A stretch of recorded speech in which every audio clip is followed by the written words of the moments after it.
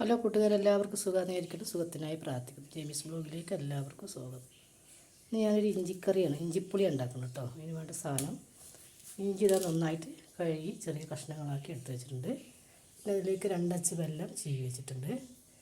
ഒരു കഷ്ണം കുറച്ച് പുളി, ഒരു നാരങ്ങ വലിപ്പത്തിൽ പുളി വെള്ളത്തിലിട്ട് വെച്ചിട്ടുണ്ട്. അത് പിഴിഞ്ഞെടുക്കണം.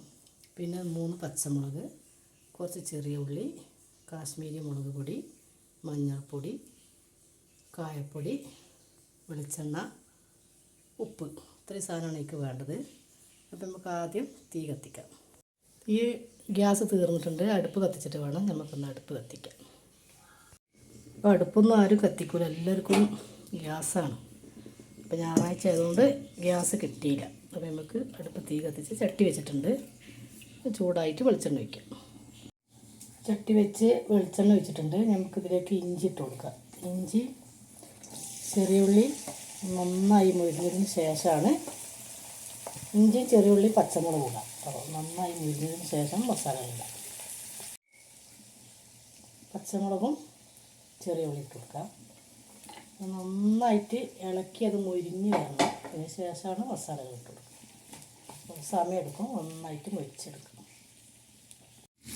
കുറച്ച് സമയം എടുക്കട്ടെ. അത് നന്നായി മൂത്ത് വരാൻ കുറച്ച് സമയം എടുക്കും. ഇത് മൊരിഞ്ഞ് എണ്ണയെല്ലാം നല്ല തെളിഞ്ഞ് വന്നിട്ടുണ്ട്. ഇനി നമുക്കിതിലേക്ക് പൊടികളിട്ട് കൊടുക്കാം.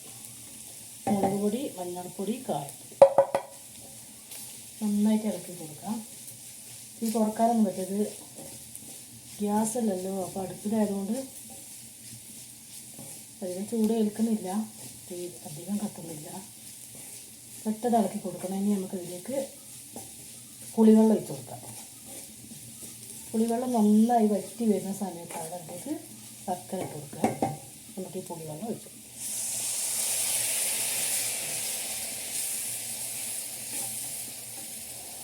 ആവശ്യത്തിനുള്ള ഉപ്പിട്ട് കൊടുക്കാം.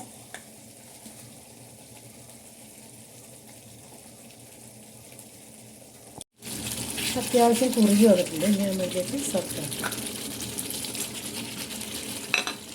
നന്നായി സെറ്റാക്കാം. നമ്മൾ ഇഞ്ചിക്കറി റെഡി ആയിട്ടുണ്ട്. നമുക്ക് അരച്ച് വെക്കാം.